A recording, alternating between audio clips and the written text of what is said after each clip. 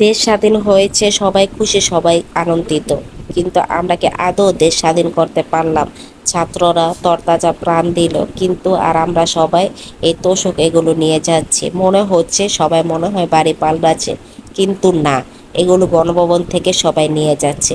গণভবনটা কিসের জন্য দেওয়া হয়েছে? সরকার ওইখানে থাকবে তার জন্য। সরকার কি আর আসবে না? নাকি এই সরকারই শেষ, আর কোনো সরকার আপনারা সিলেক্ট করবেন না? আমাদের সবার বিবেকে বাধা দেওয়া হচ্ছে যে এগুলো আমরা কেন নিয়ে আসছি, এগুলো নিয়ে না আসলেও তো পারতাম। যে সরকারকে আমরা চাই না, যে সরকার এই জিনিস ইউজ করেছে, এই জিনিসগুলো কেন আমরা নিয়ে আসবো? এই যে এই আপুটাকে দেখো শাড়ি নিয়ে এসেছে, এটা কি তার বিবেকে বাধে নেই? এই কাপড় এগুলো দরকার কি ছিল? যাদের জিনিস তারা এগুলো ইউজ করবে, এই গণভবনে থাকবে, কিন্তু না, এই যে সোফা থেকে শুরু করে টিভি ফ্রিজ, একটা সাংসারিক জীবনে যা লাগে সব কিছু নিয়ে এসেছে। এটা কিন্তু একেবারে ঠিক হয়নি। দেশ কিন্তু আমরা সবাই মিলে স্বাধীন হয়েছে, কিন্তু দেখো এই আপুর মনে হয় আর শাড়ি লাগবে না। উনি যে শাড়ি নিয়ে এসেছে, যে ফ্যান নিয়ে এসেছে, যে যা পেরেছে ব্যাগ প্লেট এগুলো সব কিছু নিয়ে এসেছে, চেয়ারের মধ্যে বসে রয়েছে ছেলেটা, এটা কিন্তু ঠিক না। সবাইকে বলছে, অনেক ছাত্ররা কিন্তু পোস্ট করতেছে এই দেশের সম্পদ নষ্ট করতে না, দেশ স্বাধীন করেছে, আবার দেশের সম্পদ যদি নষ্ট করি তাহলে আমাদের ট্যাক্স থেকেই যাবে। এটা কিন্তু সবার থেকেই যাবে, এই যে আমরা সব কিছু খাচ্ছি এগুলোর থেকে যায়।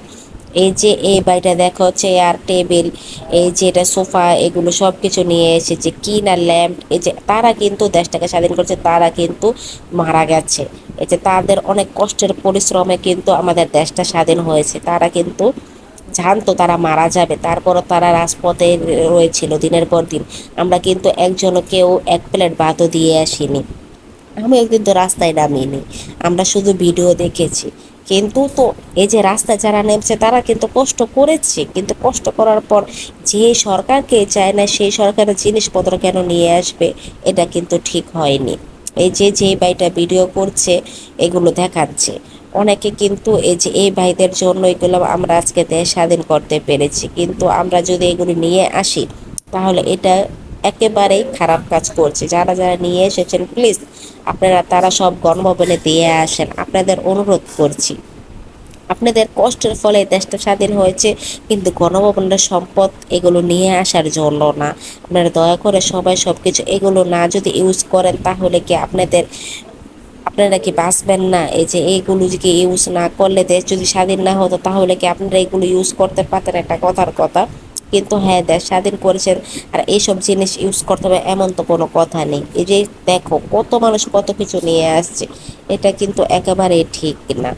ছাত্রদের তরতাজা প্রাণ দিয়ে আমরা দেশ স্বাধীন করেছি, এইগুলো করার জন্য সব ছাত্ররা বলছে দেশের সম্পদ নষ্ট করতে না, তাহলে আমরা কেন দেশের সম্পদ নষ্ট করব? আগে ছাত্ররা নেমেছিল, আগে সাধারণ জনগণ নামেনি, সাধারণ গণজন দেখে যে ছাত্রদের মেরে ফেলছে তারপরে সাধারণ জনগণ নেমেছে।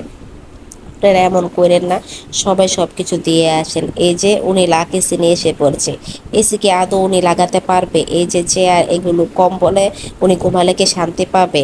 এই যে এগুলো সব কিছু নিয়েছে, গড়ে নিয়ে এসেছে, এই যে চুড়ি এগুলো নিয়েছে, উনি টিভি নিয়ে পালাচ্ছে, উনি টাঙ্কি নিয়ে নিয়ে এসে ফেলেছে। এই যে যা পেরেছে তাই নিয়ে এসেছে, চেয়ার বদনা এগুলো কি ওনারা ইউজ করে না? আমরা সাধারণ জনগণকে এগুলো ইউজ করি না, তাহলে কেন গণভবনের জিনিস নিয়ে আসবো? এই জিনিসগুলো কি আমরা ইউজ করি না, তাহলে আমরা কেন এগুলো নিয়ে আসবো? আসলে বাঙালি ফিরে পেলে সব কিছুই। আমি ওইখানে গেলে আমাদের একজনের বলার দরকার ছিল যে এগুলো নেওয়া উচিত না, কিন্তু কেন নিব? সবাই দেশের জন্য লড়ছে, যাদের দেশ ভালোবাসে দেশকে, সবাই দেশের জন্য লড়েছে। কেউ হাত দিয়ে লড়েছে, কেউ জীবন দিয়ে লড়েছে, কেউ তরতাজা প্রাণ দিয়ে লড়েছে, কিন্তু লড়েছে। তাই বলছি এগুলো সব কিছু সবাই দয়া করে প্লিজ দিয়ে আসো। আমি আরেকটা পোস্টে দেখেছি গণভবনে সব কিছু দিয়ে এসেছে, যারা দিয়ে আসোনি তারা দিয়ে আসো, এটা কিন্তু ঠিক না।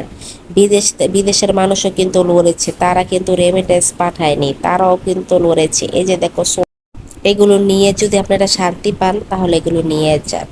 এই যে এই ভাইদের আমরা কোনো দিনই ভুলবো না, তাদের তরতাজা প্রাণ গেছে, তারা অনেক লড়েছে, এই ভাইগুলো লড়েছে, তাদের চেহারা সবসময় মনে রাখবেন। যাই হোক, দেশ স্বাধীন হয়েছে আলহামদুলিল্লাহ, দেশকে এখন রক্ষা করতে হবে, দেশ স্বাধীন হয়েছে, রক্ষা করা অনেক জরুরি।